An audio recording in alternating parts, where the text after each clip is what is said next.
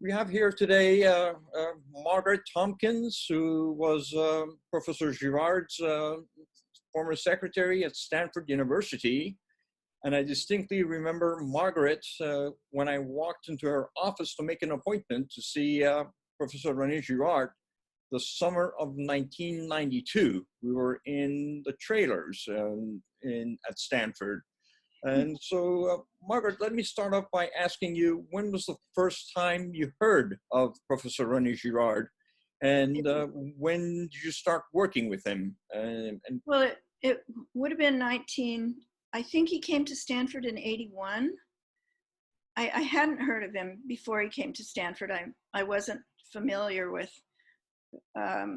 French philosophers and theoreticians, and it was when he came. I think I was department secretary at the time, and it was a big deal. He came, and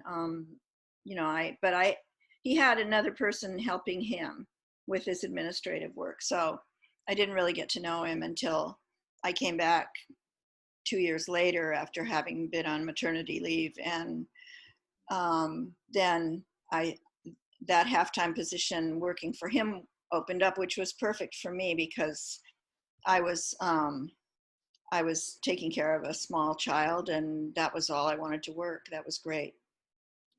So how did he strike you as a person, as an individual, given the fact that he was such a prominent theoretician and thinker? Well, he's a very impressive person. A large person in every sense of the way. I mean, but no, I mean, he struck me as a genius, a person who had thoughts, had that ability to take human phenomena of different sorts, turn it and look at it in a different way, a completely different way from other people. Which was a little bit intimidating because I felt like I was kind of, the small town girl from Northern California who really didn't understand. I really didn't understand what those people that I was working with, Professor Girard, Professor Dupuy, all those people were really discussing. Right. And you also worked with Sepp Kumbrecht as well, I remember. Yeah, I actually worked with Sepp until my retirement in 2014. Okay, and what kind of a personality did he have? Was he humble, in your opinion? Was he down to earth, or was he? René Girard? Yeah. Yes, I think he was. He was quite down to earth and humble, and yet he had this sort of slight lightness with which he sort of took everything at the same time. I mean, except for his work. And he was very much his own man. He was a little bit distanced from the internecine politics and things that go on around people, he really, that didn't interest him. He was interested in his work and what other people had to say and their thoughts around it. Yeah, well, that makes sense. You didn't want to fall into mimetic dynamics with other people, mimetic rivalry and mimetic envy and that kind of thing. No, he definitely would not engage in that way that I could see. He really didn't. Right. Do you have any preference of any of his works that you like? Any of his books that you like the most? Well, I mean, I think I really like the Shakespeare book because I worked on that book and retyped it. But Deceit, Desire, and the Novel, and of course, Violence and the Sacred. I mean, those are huge, life-changing books. Not that I understood everything, but they're amazing. Yeah, I appreciate all of them very much as well. So I like it. In fact, the first time I started talking to him, it was with this Shakespeare book, and started. Right, that's what he was working on at the time. I would really like to read Things Hidden, which I've never read, the book that he did with Dr. Gourlian. I've never read that one. And at least according to Cynthia Haven's biography, it reveals a lot of things about all of the other books. I mean, that sounds silly, but anyway. What about your own personal interaction with him? What kind of a interaction did you have with him? What did you call him in all these years? How many years? I always called him Professor Girard. Wow, that's we had it was a formal office relationship, even though the Girards came to dinner sometimes at our house, and we went to parties at their house, and there were, meetings following conferences that I helped to organize and things like that. So okay, we socialized a little bit, and I met his children, but we weren't close friends who saw each other all the time. I did see him at the office all the time. Right. But not outside. Right. Can you share with us some of your memories, one or two good memories that you have of him? I mean, I do have a lot of good memories. I think pretty much all of my memories of Professor Girard are good. We worked together all those years that it was I think 7 years, we were in those dreary trailers with we had an office with no windows. And I remember he worked on, and I can't remember this computer. Was it an IBM? It was a big, enormously expensive computer that the first type of computers that Stanford was acquiring for the faculty. And he was always running out of space on those floppy disks, and having to replace the floppy disks. We were kind of obsessed with floppy disks and their space. And it would get, complicated to have to work on materials that were being produced on those things. I mean, that's so silly, but right. I do remember those things. I don't think he didn't come in and hang around in the trailer as much as he did when we were in the building. The trailer was pretty unwelcoming, and I think everybody wanted to avoid going in there.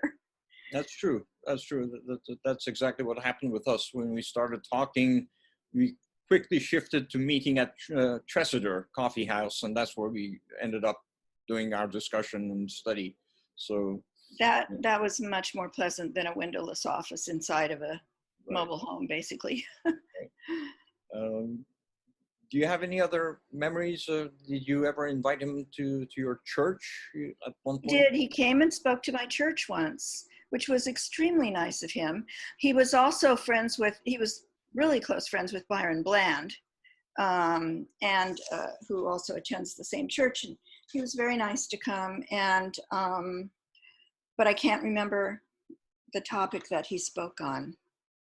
But he did come to our adult study at 9:30 to 10:30. And was he well received? Did people understand what he was talking about? Yeah.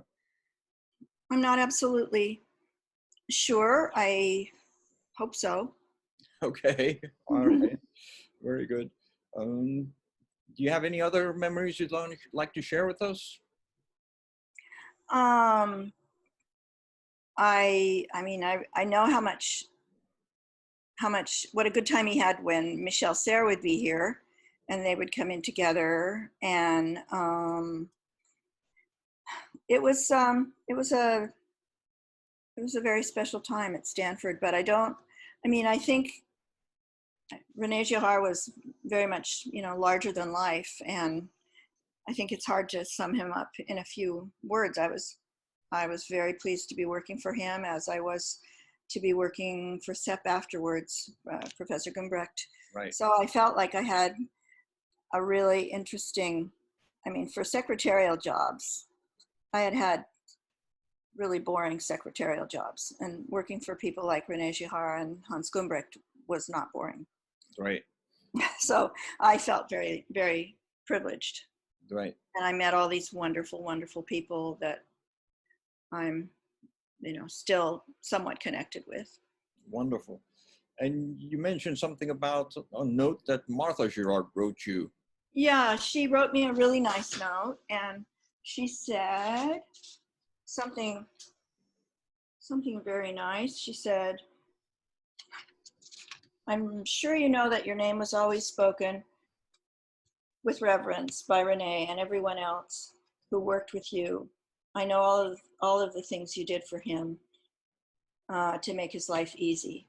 He was never better cared for, either before and certainly not after you." So that was very, very nice. That's wonderful. That is very wonderful. It made me feel very, very good about the years I spent, because you can't always tell, what your own work means to other people, especially if it's administrative. You're a cog in a wheel. You're keeping things going. You're making sure that stuff doesn't get forgotten. And up until my retirement, I had files with labels written by René Girard in my desk drawer, because they were very distinctive. His handwriting was distinctive, and I thought, why change them? When I look at that file with a salmon label on it, I know what it is.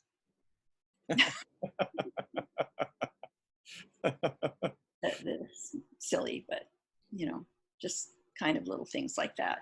And he always gave us lovely, lovely gifts at Christmas, and he was very generous in every way. Right.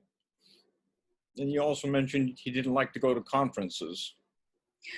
No, especially not conferences involving a huge amount of travel. I mean,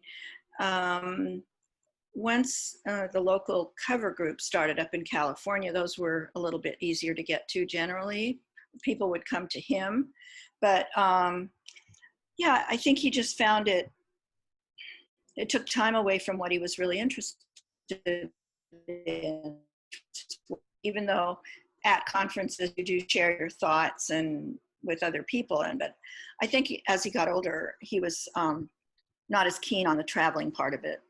Sure. And being away from Martha and the family and for sure. all of that. Mm-hmm. Right. Okay, very good. Okay, Margaret, thank you so much for taking the time to share your thoughts and memories on Professor René Girard, and really appreciate it. So you're very welcome. And, you're welcome, Babak. I hope the film comes together very well. Thank you, appreciate it, and hope to see you sometime soon. It was good to see you. I hope so. If we ever get out of our houses here, that would be great. It'll come to an end.